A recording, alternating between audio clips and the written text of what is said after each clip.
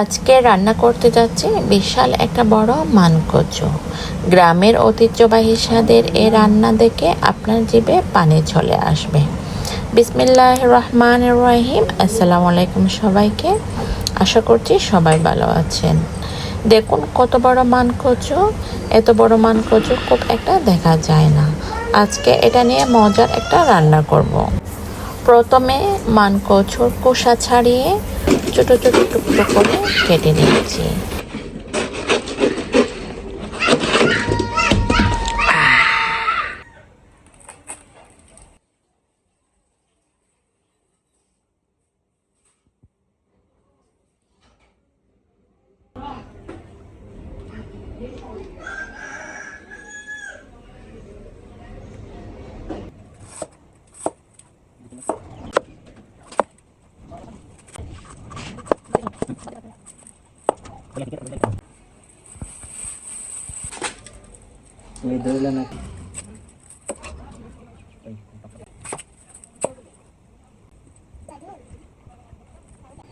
টুকরো করে কাটা হয়ে গেছে। এগুলো এখন ধুয়ে সামান্য একটু লবণ আর হলুদ গুঁড়া দিয়ে সিদ্ধ করে নেব। রান্না করতেছি কর্নিশ শাক,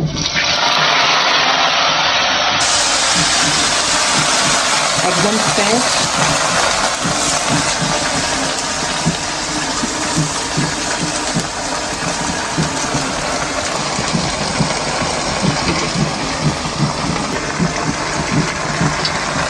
এখানে নিয়েছি তেজপাতা, লবঙ্গ, এলাচ, দারুচিনি, আদা রসুনের পেস্ট, ধনিয়া পাতা কুচি, পেঁয়াজ কুচি, টমেটো। প্রথমে দিয়ে দিচ্ছি তেজপাতা, লবঙ্গ, মশলাগুলো আর কি, গোটা মশলাগুলো। এখন দিয়ে দিচ্ছি পেঁয়াজ কুচি, তারপর দিয়ে দিচ্ছি আদা রসুনের পেস্ট। কিছুক্ষণ নেড়ে ছেড়ে নেব ভালোভাবে, যেন পেঁয়াজ মশলাগুলো কালার করব। দিয়ে এপাশে শাক বসিয়ে দিচ্ছি, যে এগুলো হচ্ছে, এগুলো প্রায় হয়ে আসছে। আমি টমেটো কুচি,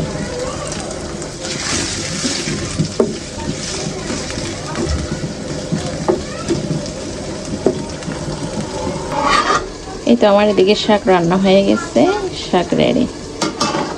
আর এদিকে এগুলো কষাতে দিয়েছি। টমেটো কষানো হয়ে গেছে, তেল বের হয়ে গেছে। এখন আমি দেব মাংসগুলো, গরুর মাংস দিয়ে কচু রান্না করবো আজকে। মাংস কিছুটা সেদ্ধ হয়ে গেছে, এখন দিয়ে দিচ্ছি 1 চামচ হলুদের গুঁড়া।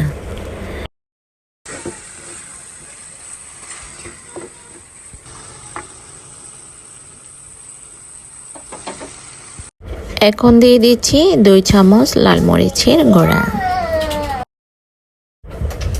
এখন দিচ্ছি 3 চামচ মিক্সড মশলার গুঁড়া।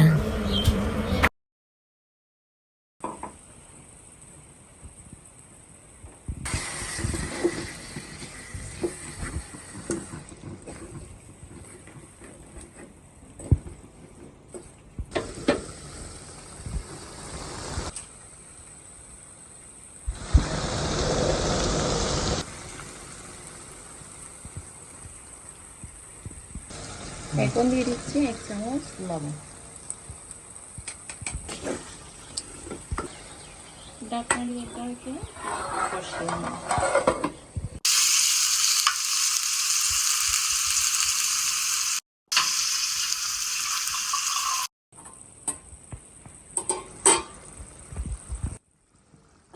এখন দিয়ে দিচ্ছি পরিমাণ মতো পানি।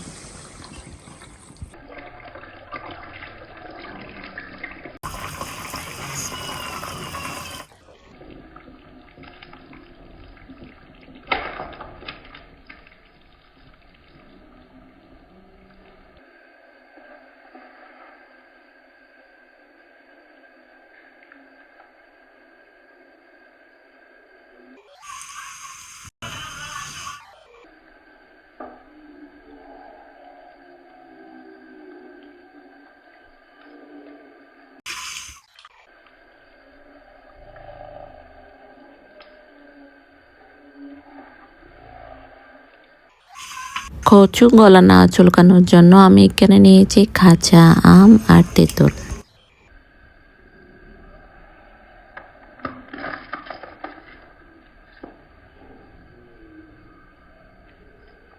এখানে আমি পরিমাণ মতো জল দিয়ে দিয়েছি, তারপর সিদ্ধ করা কচুগুলো, কাঁচা আম আর তেঁতুল।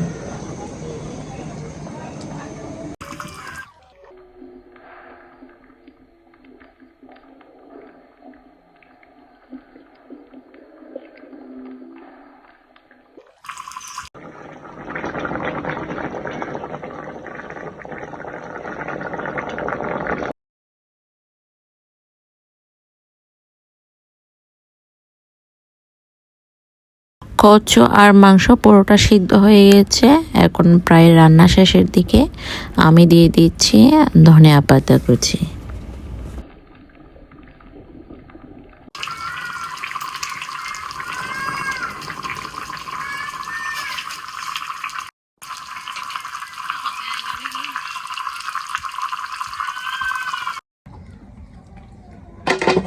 এই তো রান্না করা হয়ে গেছে, এখন আমরা খাওয়া দাওয়া করে নিচ্ছি।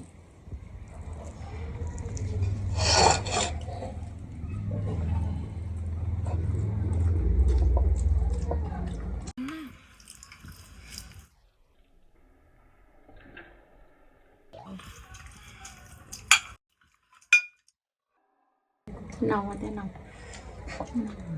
গরম একটু পরে ধরিও। বড় থাকে।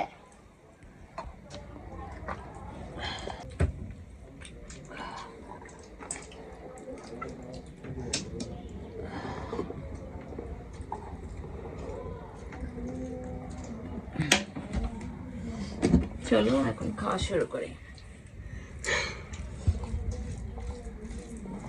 আগে আমি একটু শাক দিয়ে খেয়ে নিই।